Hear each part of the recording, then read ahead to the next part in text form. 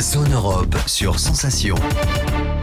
Bonsoir et bienvenue dans Zone Europe sur Sensation, une émission enregistrée au Parlement européen de Strasbourg et réalisée en association avec TV78. Voici le sommaire de ce nouveau numéro. L'eurodéputée Caroline Roux sera notre invitée. Nous évoquerons avec elle la situation en Haïti, l'un des pays les plus pauvres du monde. La GPA, la gestation pour autrui, est interdite en France, mais ailleurs, dans 3 pays d'Europe, elle est autorisée et encadrée. Nous verrons comment ça se passe chez nos voisins. Mais tout de suite, ce jour-là, le 16 février 2001, la signature du traité de Nice. Plus de détails avec Alberto Bellivaca, chargé de mission Europe Direct Seine-et-Marne. Zone Europe, ce jour-là. Le 26 février 2001, les ministres des Affaires étrangères des différents États membres signent un traité qui est sûrement très mal connu par les citoyens européens au vu de sa complexité. En effet, il a été élaboré pour réformer les institutions avant le grand élargissement de 2004, et donc pour en assurer le bon fonctionnement face à cette transformation majeure de l'Union européenne. 3 grands axes principaux ont été développés lors de la mise au point de ce traité, préalable à l'intégration européenne des pays issus de l'ancien bloc soviétique. Ces 3 axes comprennent la composition et le fonctionnement des institutions européennes, la procédure décisionnelle au sein du Conseil de l'Union européenne et les coopérations renforcées. Le traité a été ratifié ensuite par les États membres par voie parlementaire ou par référendum. Le traité de Nice est entré en vigueur le 1er février 2003. Concernant la réforme des institutions, le traité de Nice a renforcé le rôle du Parlement. La procédure de codécision, appelée aujourd'hui procédure législative ordinaire partagée par le Conseil, s'étend à des nouvelles dispositions, comme la lutte contre les discriminations, la cohésion économique et sociale, les questions concernant les visas, l'asile et l'immigration. Il régit aussi le financement des partis politiques européens et le nombre maximal de sièges qui passe à 732. Par ce traité, on définit aussi la question délicate des modalités de vote au sein du Conseil, l'unanimité et la majorité qualifiée. La prise de décision par majorité qualifiée a été étendue à 27 domaines supplémentaires, notamment agriculture, environnement, énergie et transport. Ce système de pondération en fonction de la population existait déjà, mais le traité réévalue le poids de chaque pays, auquel un nombre différent de voix sont attribuées en fonction de sa taille. Avant la réforme du traité de Lisbonne, ce traité disposait que, pour qu'une décision soit approuvée, 255 voix sur 345 pour 27 pays membres doivent être recueillies. Dans certains cas, un État membre peut faire valoir la clause démographique et donc demander de vérifier que la majorité obtenue corresponde à au moins 62% de la population européenne. Après cette demande, si la proportion n'est pas atteinte, l'acte n'est pas adopté. Une autre réforme majeure concerne l'assouplissement des règles sur la coopération renforcée. Sa mise en œuvre est donc facilitée. 8 pays minimum ont le droit de coopérer de manière plus étroite que les autres pour défendre une position commune sur des domaines importants comme la politique étrangère commune. À cette étape, je vous concède que les rouages de l'UE peuvent être un peu complexes, mais il faut aussi mettre en place les modalités opportunes pour faire vivre la démocratie, l'une des valeurs fondamentales en Europe. Zone Europe, l'invité politique. Je reçois Caroline Roux, bonjour. Bonjour. Alors vous êtes eurodéputée, membre du groupe Les Verts Alliance Libre Européenne. Alors ensemble nous allons évoquer la crise politique qui a lieu actuellement en Haïti, l'un des pays les plus pauvres du monde. Alors si on prend l'histoire récente, Haïti a été durement touché par un sanglant coup d'État dans les années 90. En 2010, c'est un séisme qui a fait plus de 220 000 morts, 300 000 blessés. Et en juillet 2021, le président de la République d'Haïti a été assassiné. Alors c'est un pays qui est meurtri actuellement, marqué par une forte instabilité, qu'elle soit politique ou sanitaire. Peut-être avant d'aller plus loin, est-ce qu'on pourrait planter le décor, comme on dit? Qu'est-ce qui explique une telle situation dans ce pays? Alors, comme vous l'avez dit, c'est un des pays les plus pauvres au monde. On a eu un certain nombre d'épisodes, en effet, au niveau de ce pays. C'est un pays déjà qui a des problèmes au niveau climat, puisqu'il y a des phénomènes climatiques importants, il y a un réchauffement climatique aussi, et puis il y a la situation politique qui est vraiment problématique dans le pays, puisque on parle beaucoup d'humanitaire, mais on a un problème politique au niveau du pays, avec énormément de corruption. Il y a énormément de choses qui se sont passées, l'assassinat du président Moïse. On a signé une résolution d'urgence avant cet assassinat, puisque en mai l'année dernière, on a signé une résolution d'urgence sur Haïti en dénonçant tous les problèmes qu'il y avait sur Haïti. Suite à tout ça, il y a eu ce qui s'est passé, l'assassinat du président Moïse, et ensuite il y a eu un tremblement de terre. Donc ce sont énormément de circonstances qui ont fait que le pays aujourd'hui est dans le chaos. Comment on explique ce chaos? Ce pays, Haïti, est sur la même île que la République dominicaine. La République dominicaine est un pays plutôt prospère, il y a du tourisme, et on passe la frontière. Et là, c'est le chaos, vous le dites. Comment est-ce qu'on explique ça? En effet, les deux pays ont des similarités, puisqu'ils ont connu tous les deux la colonisation, ils ont connu tous les deux une dictature, mais ils ont pris des chemins différents qui ont fait que Haïti est un pays qui est totalement corrompu. Donc la République dominicaine a sorti, je dirais, son épingle du jeu par rapport à Haïti. On a cette corruption qui est omniprésente en Haïti, qui a fait que le pays n'a pas pris le même axe que la République dominicaine. Justement, vous avez eu l'occasion d'en parler dans un webinaire il n'y a pas très longtemps. Vous avez parlé de l'accès aux services de base, aux soins, la scolarité, qui est parfois impossible pour une partie de la population. Il y a une situation qui vous préoccupe particulièrement, c'est la situation des femmes dans ce pays. En effet, la situation des femmes, elle est très préoccupante. D'ailleurs, j'avais signé une tribune avec d'autres collègues femmes au Parlement européen. Quand on voit les gangs qui se sont installés, quand on voit les violences faites aux femmes, les viols qui sont faits en toute impunité, des viols collectifs sur les femmes, quand on voit ce qui se passe au niveau des filles qui ne peuvent plus aller à l'école aujourd'hui et qui sont confrontées à ces viols, elles aussi, la situation est vraiment très très préoccupante au niveau des femmes et des filles dans le pays. Il y a cette situation qui est préoccupante, mais il y a encore récemment un Médecins sans frontières, une ONG qui a suspendu ses activités dans un des quartiers pauvres de la capitale, Port-au-Prince, sans le travail des humanitaires. Le pays, est-ce qu'il ne risque pas de s'enfoncer encore plus? Est-ce qu'on n'est pas en train de délaisser ce pays? Mais oui, forcément. Le problème, c'est qu'il n'y avait que Médecins sans frontières qui étaient encore sur le pays. Malheureusement, la situation en Haïti, elle est catastrophique au niveau des gangs armés et les ONG ne travaillent pas en toute sérénité. Et cette ONG... On parle d'une hausse de 58% des kidnappings en Haïti quand même. Oui, c'est ça. Il y avait, à un moment donné, on a dénoncé 5 kidnappings par jour, ce qui est quand même une situation aberrante, et les ONG ne peuvent pas travailler dans des situations normales dans le pays, et Médecins sans frontières justement s'est retiré, ce qui fait qu'aujourd'hui en termes d'aide, ils sont un petit peu délaissés, les Haïtiens justement. Est-ce que c'est un pays qui a aucune comparaison dans le monde justement au niveau criminalité? Comment est-ce que on peut aider ce pays justement pour lutter contre ça, et pourquoi est-ce que le gouvernement ne fait rien sur place? Alors, on peut les aider en lançant justement de l'aide humanitaire. Le problème, c'est que l'accès aux ONG aujourd'hui, elle est un petit peu compliquée, puisque justement ces ONG se sont retirées du pays.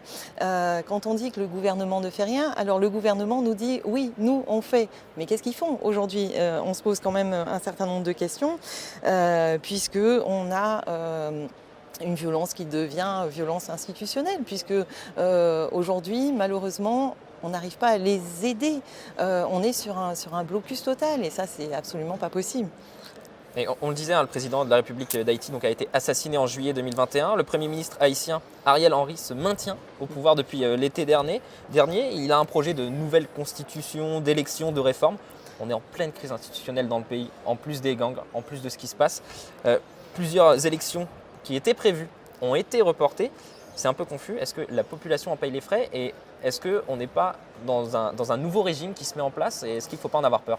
Alors, on est sur une population qui est très craintive aujourd'hui, puisque justement la date du 7 février était une date plus ou moins butoir.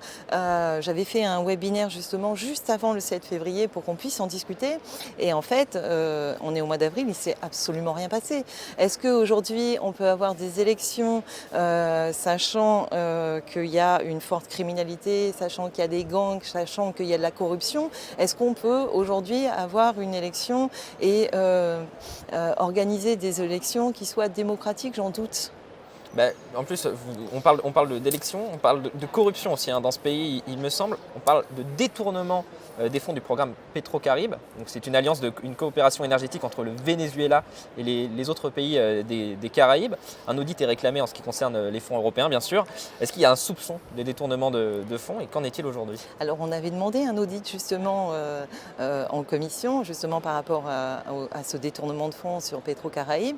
Il y a eu une élévation des consciences, les gens se sont retrouvés dans la rue, les gens se sont mobilisés, mais l'audit de la Cour des comptes européenne, qui était dans la résolution d'urgence qu'on a signée au mois de mai dernier, on n'a pas eu de nouvelles à ce sujet. Donc c'est quelque chose qu'on va relancer parce que aujourd'hui, il n'y a aucun contrôle, on n'a aucune transparence en ce qui concerne l'allocation des fonds européens.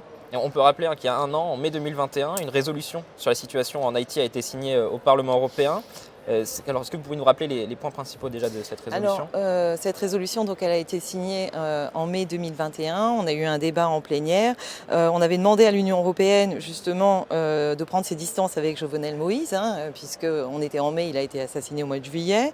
On avait demandé aussi à la communauté internationale d'aider le peuple haïtien pour renforcer un système judiciaire qui soit indépendant et vigoureux, pour qu'on arrête un petit peu d'avoir ces viols en toute impunité, etc. Et puis on a demandé un soutien aussi à une transition démocratique qui soit ouverte, inclusive, pour faire en sorte d'avoir des élections démocratiques. On en est encore loin aujourd'hui. Suite à cette résolution, malheureusement il ne s'est pas passé grand-chose. Moi, j'ai relancé avec un webinaire. Malheureusement. Est-ce qu'en plus d'accorder son soutien et de dire qu'on est présent, au lieu de simplement dire qu'on est présent, qu'est-ce que peut faire l'Europe physiquement sur le terrain? Parce que finalement, accorder de l'argent ou accorder des aides, c'est quelque chose qui est facile à dire. Qu'est-ce qu'on peut faire sur le terrain?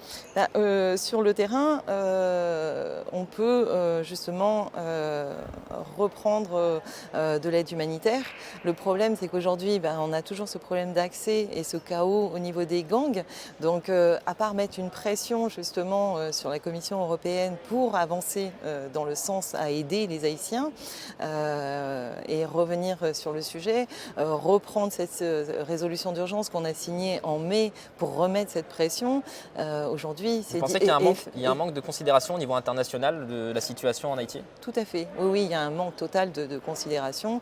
Et lors de ce webinaire, le dialogue a été un petit peu rompu entre la société civile et les instances européennes. Donc, on a vraiment un gros problème au niveau d'ouverture.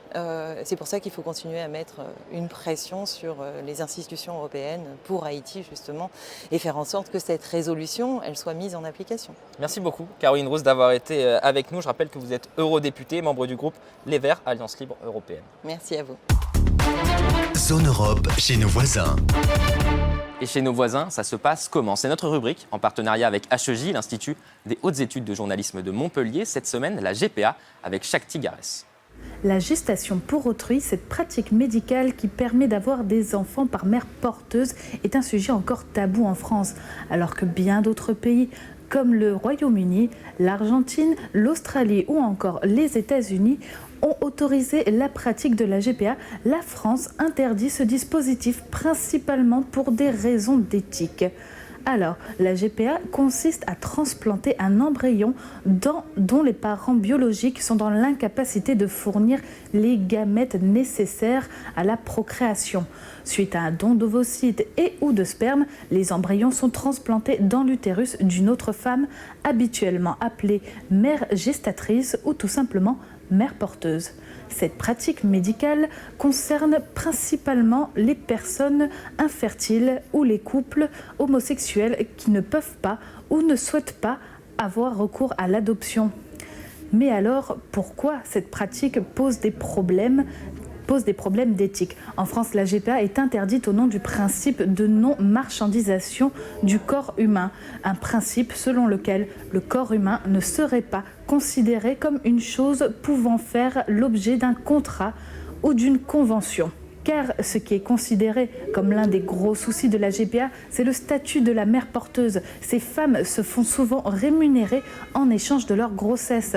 On parle alors de GPA commerciale, comme on en trouve souvent aux États-Unis, ou alors de GPA altruiste, où souvent c'est une membre ou une proche de la famille qui va porter l'embryon gratuitement, comme c'est le cas dans plusieurs pays européens, comme la Belgique ou encore le Danemark.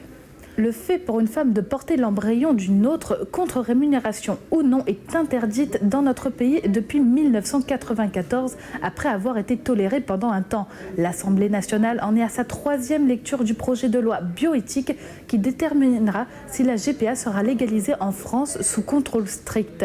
Et concernant les Français, 66% des couples homosexuels sont favorables à la GPA, ainsi que 53% des couples hétérosexuels. Une première en France, c'est la première fois que plus de la moitié des couples hétérosexuels sont d'accord avec la GPA. Zone Europe Voyage. On en vient maintenant à notre rubrique Voyager dans l'assiette. Cette semaine, le chef pâtissier Nicolas Paciello de 5 Sens Paris nous dévoile sa recette de la tarte tatin. Salut tout le monde, moi je m'appelle Nicolas Paciello, je suis chef pâtissier de 5 Sens Paris, une maison que j'ai cofondée avec William Asselin depuis maintenant 1 an et 3 mois.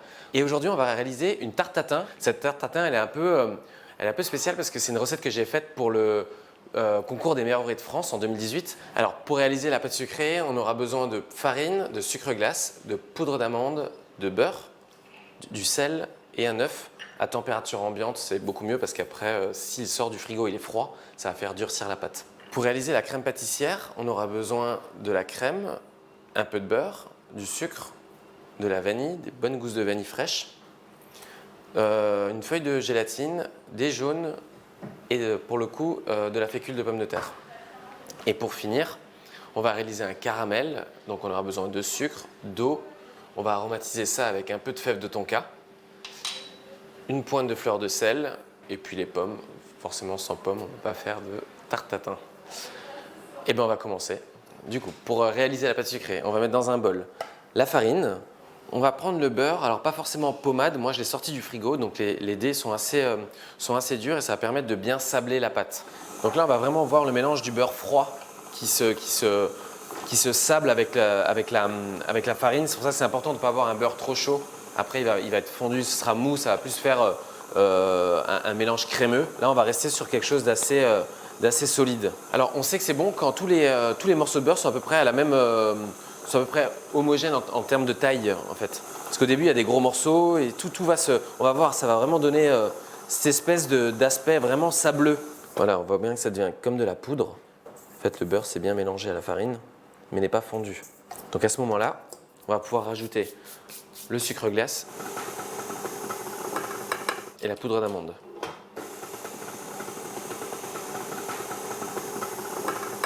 Hop, on laisse mélanger le tout et puis on va rajouter l'œuf à température ambiante et le sel.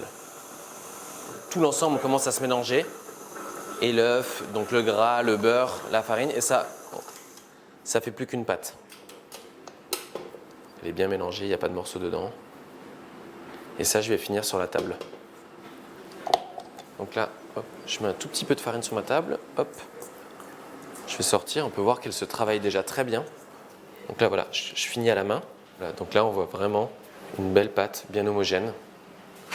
Voilà, une fois qu'on a récupéré, une fois qu'on a une pâte homogène, on va la mettre au frigo pendant 30 minutes. Voilà, donc là maintenant je détaille cette pâte sucrée qu'on a un peu étalée à entre 3 et 5 mm.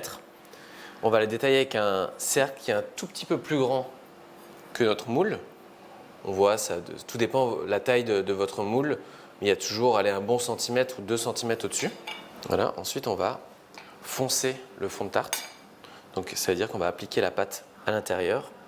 Donc là, l'idée c'est de vraiment ramener la pâte dans l'angle du fond de tarte, en essayant de garder la même épaisseur partout, voilà, et une belle régularité. Et après, une fois qu'on est bien au fond, on l'étale bien contre les parois. Voilà, je passe plusieurs fois pour vraiment avoir une régularité, une très bonne régularité partout. On vient mettre un coup de lame sur les bords pour vraiment avoir une finition très nette. Et c'est à ce moment-là qu'on peut vraiment s'apercevoir que l'épaisseur, elle est vraiment très nette. On va juste la piquer un tout petit peu au milieu, faire un trou. Au lieu d'en faire plusieurs, on n'en fait qu'un, histoire que l'air puisse sortir et que ça ne fasse pas des des cloques sur la pâte. Et on va l'enfourner à 170 degrés pendant à peu près 25-30 minutes. Au bout d'à peu près une demi-heure, on voit, on a un fond de tarte qui est bien doré, bien cuit. On va le sortir, on va laisser refroidir et on va le démouler.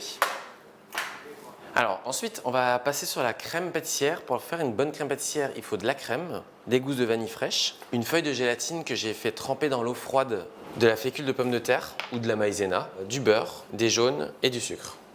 Donc on va commencer par faire chauffer doucement la crème. Je vais couper mes vanilles en deux. On va vraiment se mettre au milieu. On va bien la couper en deux pour la séparer. Et ensuite, on va venir gratter l'intérieur. Hop. Voilà. On va les mettre dans la crème. Mais je vais aussi rajouter la gousse. Voilà. On va porter la crème à ébullition et on va laisser infuser pendant 20 minutes hors du feu. Dans un récipient, on va mettre la fécule, le sucre, on va venir mélanger et on va ajouter dedans le jaune.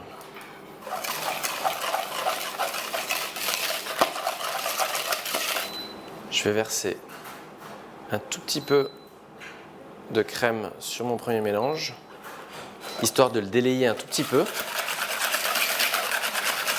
Et maintenant, on va passer entièrement dans la casserole. Quand on verse le mélange, comme ça contient des œufs, ça va cuire assez rapidement. Voilà, et maintenant on remet sur la plaque à induction. Et comme il y a la fécule dedans, les œufs, ça va cuire et ça va épaissir. Et on va voir le changement assez radical de la crème. Très rapidement, on a vu, elle se transforme en cette crème assez épaisse. Qu'il ne faut surtout pas laisser en place, sinon ça va brûler dans le fond de la casserole. Voilà, l'idée c'est une fois qu'on est à ce point-là, c'est de la faire cuire 1 minute, pas plus, pour vraiment qu'elle soit parfaitement cuite. On va essorer la feuille de gélatine qui a trempé pendant à peu près 20 minutes dans l'eau bien froide. Et on va la mettre directement dans la crème. Et je vais en même temps rajouter mon beurre. Et on va arrêter la cuisson de la crème comme ça. On va mélanger. Voilà, on va la débarrasser dans un bol et la faire refroidir assez rapidement au frigo.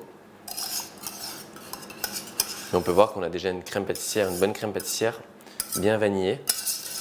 Voilà, maintenant on va attaquer le caramel et la cuisson de la pomme. Donc là on a besoin simplement de sucre, d'eau, une pincée de fleur de sel, la fève de tonka et des pommes. Donc pour commencer, on va réaliser un caramel à sec. Pour commencer un caramel à sec, à la maison, on va prendre du coup sa casserole et on va verser un fond de sucre dans la casserole. Vraiment pour pouvoir toujours avoir le contrôle du moment où il va commencer à caraméliser. Si on verserait toute la quantité de sucre dans la casserole, on ne verrait pas le fond et souvent c'est comme ça qu'on brûle un caramel. On a là le caramel qui est bien cuit. On voit il commence à mousser un peu, on le pousse assez fort quand même. Il y a une belle couleur bien caramel. On a de l'eau bouillante et on va déglacer le caramel avec cette eau. Dans la casserole, il fait noir. Et voilà, on a un petit caramel qui est quand même assez liquide. Donc maintenant, on va éplucher nos pommes. On va découper la pomme en dés, en petits dés d'à peu près 1 cm, 1 cm et demi. Alors ensuite, on va mettre nos pommes dans moi j'ai un bac en inox, mais on peut très bien mettre un Pyrex en verre sur lequel on peut mettre un couvercle. On vient mettre les pommes à l'intérieur. Dessus, je vais parsemer de fleurs de sel.